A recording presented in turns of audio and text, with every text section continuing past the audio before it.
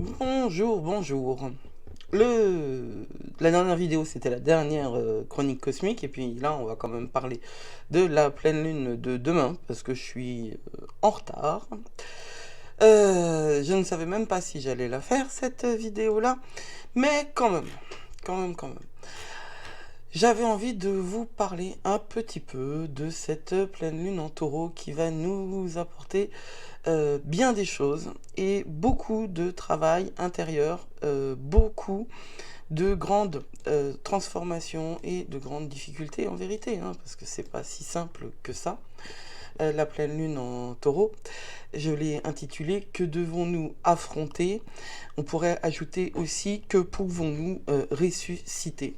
Cette pleine lune du 28 octobre, elle va avoir lieu à 22h25 heure de Paris, 5 degrés 09 du taureau. Tous les signes fixes, c'est-à-dire taureau, lion, Scorpion, Verseau vont être directement impactés. Tous les signes, enfin tous les placements autour de 5 degrés vont également être impactés. Alors, cette pleine lune en taureau du 28, elle ferme en fait le portail de l'éclipse. Elle est à 3 jours de Samhain, c'est-à-dire le quarter point, le point entre Mabon et Yule, donc entre l'équinoxe et le solstice, entre le moment où la nuit et le jour sont parfaitement équilibrés et le moment où c'est l'ombre qui gagne. Samhain, c'est le festival celtique, on va dire, pour faire vite, parce que c'est un petit peu plus compliqué que ça, mais moi quand j'en parle dans mes articles, je parle du festival celtique, parce qu'il faut bien accepter de modéliser sa pensée pour qu'elle soit consommable. On ne peut pas, on peut pas tout caricaturer tout le temps, mais on peut pas non plus rentrer dans le détail en permanence. Donc, Samhain Festival celtique. L'intérêt de cette grande journée, enfin c'est une saison, hein, comme toujours. Mabon a été ouvert il y a 6 semaines et là nous arrivons à Samhain qui ouvre la période des ombres, mais au sens métaphysique du terme. On dit que le voile s'affine à ce moment-là entre les mondes visibles et les mondes invisibles. Il y a quelques articles sur le sujet sur le blog. Il y a des conseils dans le membership Le Cercle, sur lesmagiesdelalune.com, et astrologiquement parlant, pour le lab, il y a un point sur l'horoscope de cette énergie significative à ce moment-là. Parce que en fait cette pleine lune, elle n'est pas du tout distincte de l'énergie de Samhain, qui est une énergie d'ombre, une énergie de voyage parmi les morts, avec les morts, les nôtres, c'est-à-dire nos ancêtres, nos chers défunts, comme on dit, et puis tous les autres. Parce qu'il ne faut pas se leurrer, la mort est présente, ça fait des années qu'elle est présente, mais elle est vraiment très présente. Enfin, moi je sens. C'est vraiment quelque chose de très lourd, ça fait 5 ans. Ouais, 5 ans que Samhain est vraiment très lourd pour moi. Mais en même temps, toute lourdeur permet de prendre conscience de ces attachements indus. Évidemment, nous sommes des incarnations, nous avons besoin de ce corps, mais parfois ce corps est, enfin c'est pas parfois d'ailleurs, ce corps est le lieu, le topos, l'espace où nous souffrons et où nous apprenons. Clairement, je dis pas qu'il n'y a pas je dis surtout pas qu'il n'y a pas de souffrance psychologique, mais même la souffrance psychologique, en vérité, elle est incarnée. La souffrance émotionnelle aussi, parce que c'est en tant qu'humain que nous les vivons. Donc, à 5 degrés 9 du taureau, juste avant Samhain, cette pleine lune va nous proposer une marche sur les braises, une initiation du monde souterrain, un défi de confrontation avec toutes les ombres avec une majuscule, c'est-à-dire ce qui existe et qui n'a pas été reconnu. J'insiste, les ombres ne sont pas obligatoirement des aspects négatifs de nous-mêmes. La force de la psychologie jungienne, c'est justement de ne pas être une psychologie de contraste, mais une psychologie évolutive. Le principe des ombres de Jung, c'est le principe de quelque chose qui n'a pas été reconnu, Ça ne veut pas dire que c'est quelque chose qui par essence est mauvais. Genre, vous êtes un artiste dans l'âme, vous faites partie d'une famille euh, d'immigrants récents qui ont comme valeur le travail, tout simplement, parce qu'il faut se faire une place dans ce nouveau lieu. On va pas valoriser l'art, mais en tant que tel, être un artiste n'a rien de condamnable. Voilà, ça c'est une ombre parmi d'autres. Parmi d'autres. Alors, confrontation, pourquoi? Eh bien parce que Mars est en Scorpion. Jupiter est en Taureau avec la Lune, Mars est en Scorpion avec le Soleil. Alors Jupiter en Taureau va nous aider à développer la lumière intérieure, euh, parce que c'est à l'intérieur que vous pouvez vivre. Il y a un astrologue que j'aime bien, j'ai oublié son nom, qui dit les limites, elles sont à l'extérieur, vous aurez toujours des limites, à l'intérieur, vous n'en avez pas. Il parle de Saturne comme ça, les limites artificielles de Saturne. Alors, c'est une analyse de l'astrologie que moi je n'ai pas, que je n'avais même pas rencontrée. Et la question de savoir si on est parfaitement illimité à l'intérieur, dans l'absolu, oui. En réalité, non. Mais à l'intérieur, on est bien moins limité qu'à l'extérieur matériellement parlant, parce que vous pouvez toujours essayer de voler sur votre balai, vous n'y arriverez pas. c'est un truc de sorcière, ça. C'est pas ça, voler sur un balai, je veux dire, c'est pas ça. Il y a des transformations, c'est pas comme ça que ça se passe. Par contre, à l'intérieur, vous pouvez visualiser ça, et quelque part, on peut penser que c'est la même chose, parce que le cerveau ne fait pas la différence entre ce qui est rêvé et ce qui est vécu.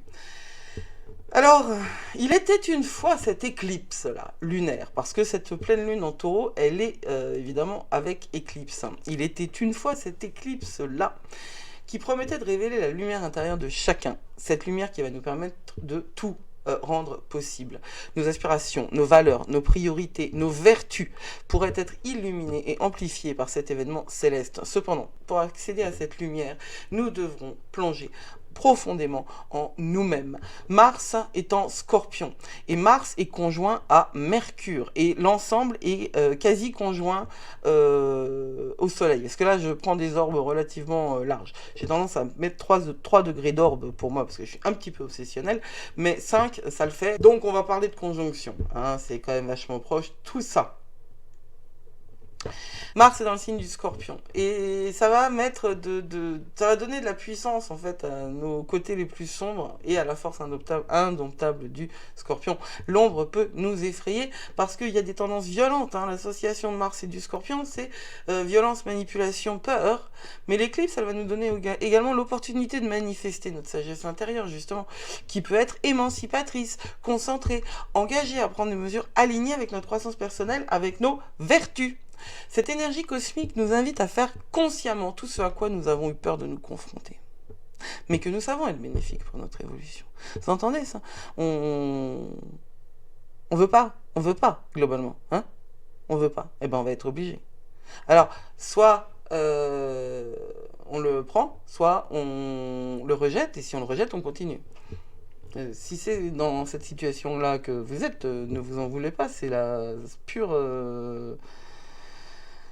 vérité. Je veux dire, il faut voir les vérités telles qu'elles sont.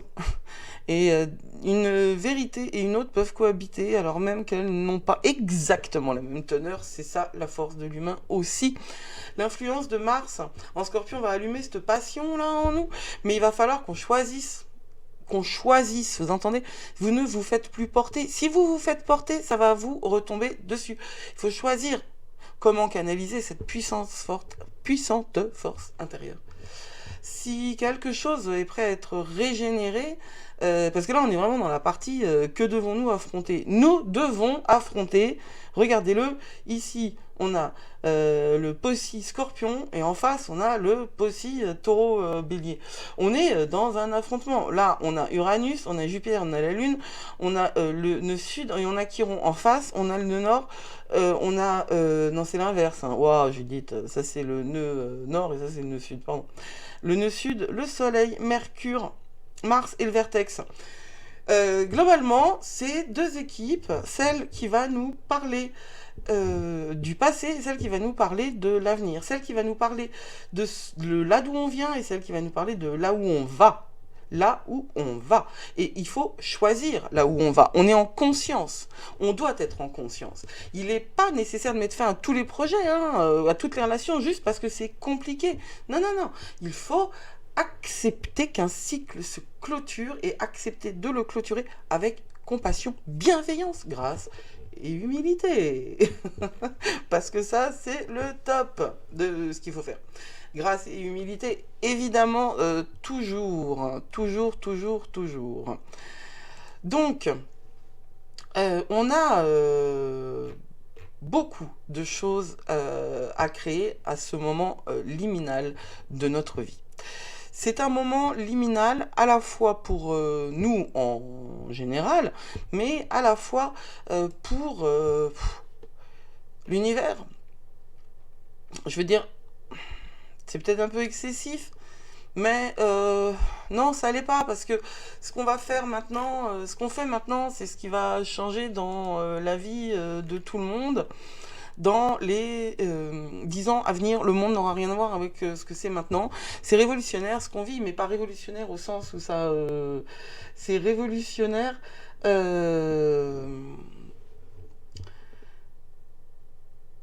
au sens où ça tourne. Une révolution, c'est un truc qui tourne. Vous savez, la révolution du soleil. Donc ça tourne. Simplement, nous, on a une vision complètement statique, hein, et du soleil et comment c'est, du système solaire. Or non, ça n'est pas statique, c'est complètement dynamique. Je veux dire, ça avance, tout ça, ça avance. L'univers est en expansion. Enfin, bon. Il faut accepter les changements. Et grand Dieu que ça va être dur, parce que à ce moment-là de la pleine lune en taureau, on a un grand trigone en terre, ici, là. Un grand trigone en terre qui rend, en fait, toutes ces transformations obligatoires, qui les rend très compliquées. Pour passer cette période de la pleine lune en taureau et de Samhain de la manière la plus sereine possible, il faut accepter la lumineuse.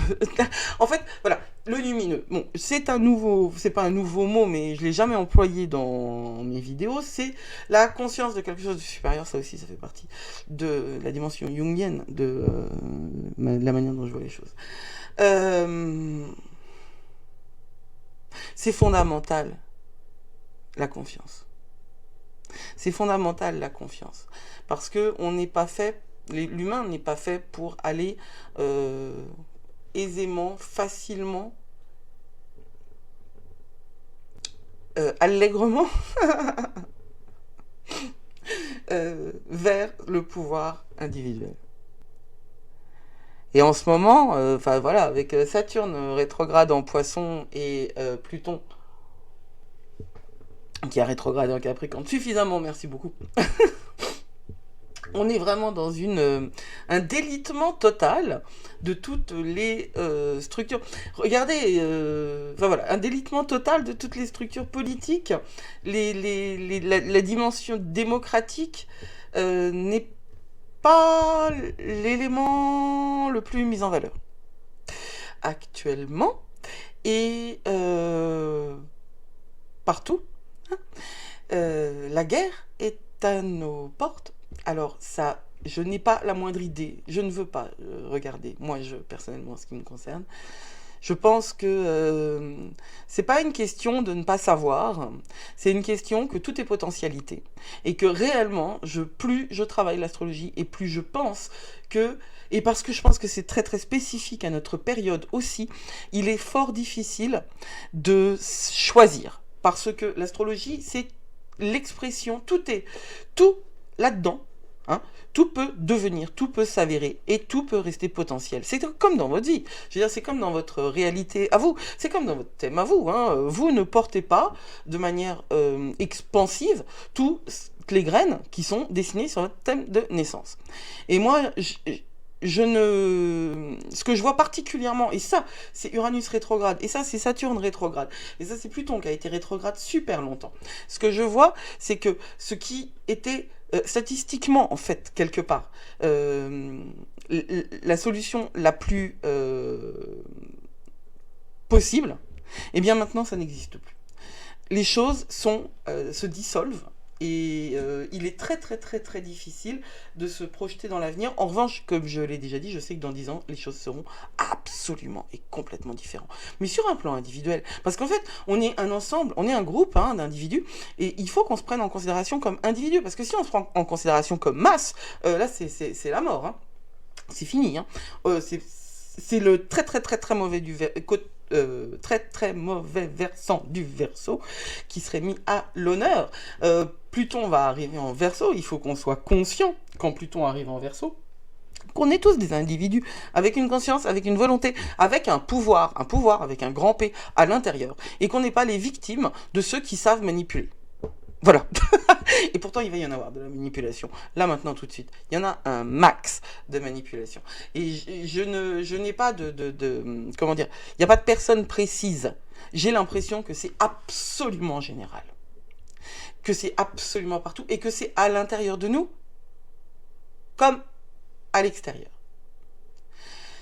Nous sommes une résonance de ce qu'il y a à l'intérieur de nous. N'est-ce pas? Plus vous travaillez vos sensations fines, plus vous travaillez votre libre arbitre, plus vous travaillez votre distance. Et comment on fait? Eh ben, on se dissocie de l'actualité qui vous ment, qui vous manipule, parce que c'est son objectif. L'algorithme, on découvre que TikTok, c'est un algorithme qui manipule. Mais tous, depuis le début, je veux dire Facebook, tout ça, le biais de confirmation, à chaque fois, est-ce qu'on vous propose, quand vous regardez une vidéo sur tel sujet, est-ce qu'on vous propose 2 ou 3 vidéos pour contrebalancer? Bah, pas du tout. Pas du tout. On va dans le même sens. À tel point que si on se fie à mon Instagram, dans le monde, il y a que des chats et des gens qui lisent des livres dans des endroits magnifiques. Voilà. La réalité, selon l'Instagram de moi, c'est pas une réalité, mais c'est la mienne. C'est celle, en tout cas, c'est la seule que je permette de rentrer dans mon espace énergétique. Donc là, on est dans un espace liminal, justement, et c'est cet espace-là, c'est ce que j'appelle... C'est Cabrel, hein, le lien entre... Merde, pardon.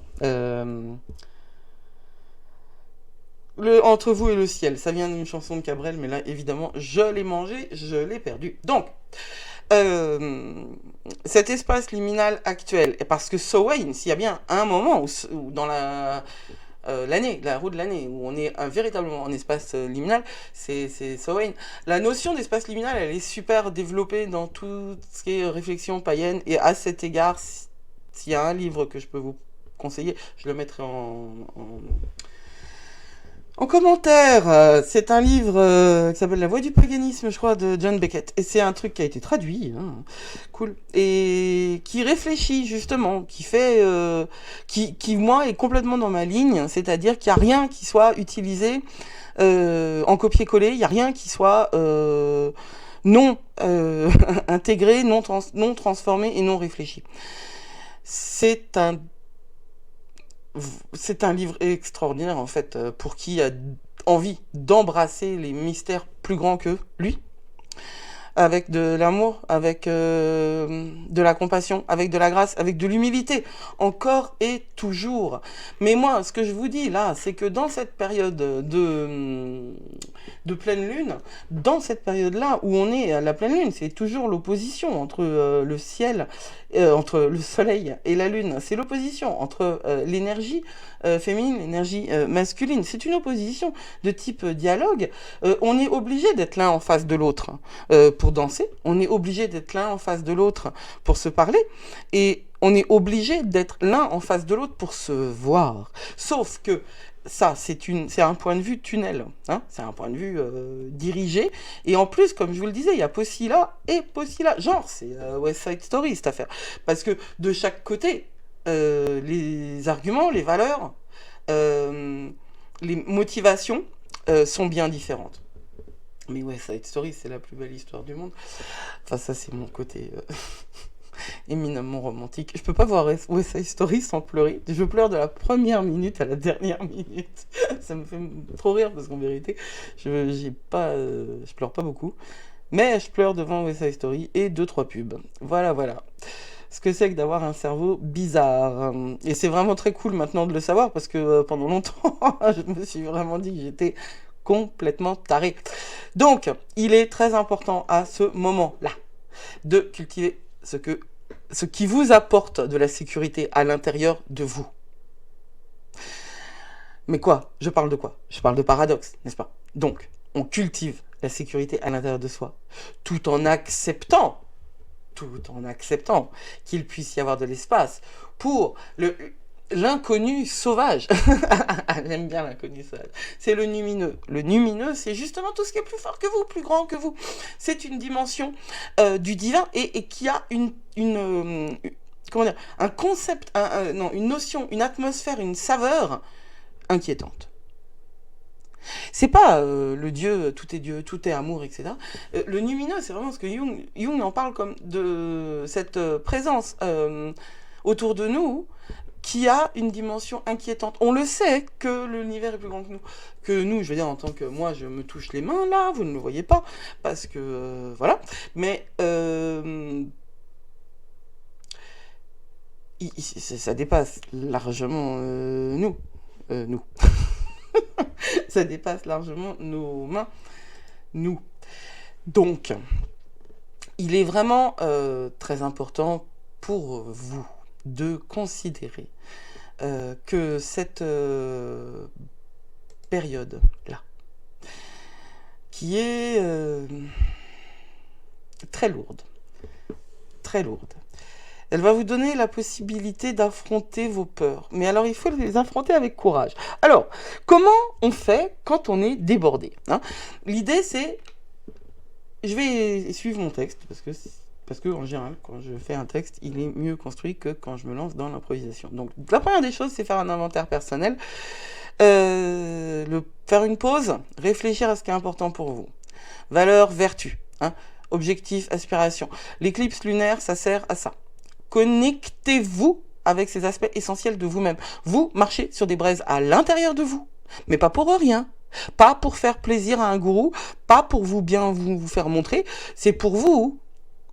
Et la deuxième étape, c'est aborder les peurs avec courage. Alors, qu'est-ce que ça veut dire? Comment on fait pour aborder ces peurs avec courage? Eh bien, d'abord, on pose une intention. D'abord, on décide que voilà, on a du courage et qu'on est courageux et qu'on est plus fort que ce qu'on pensait et que on est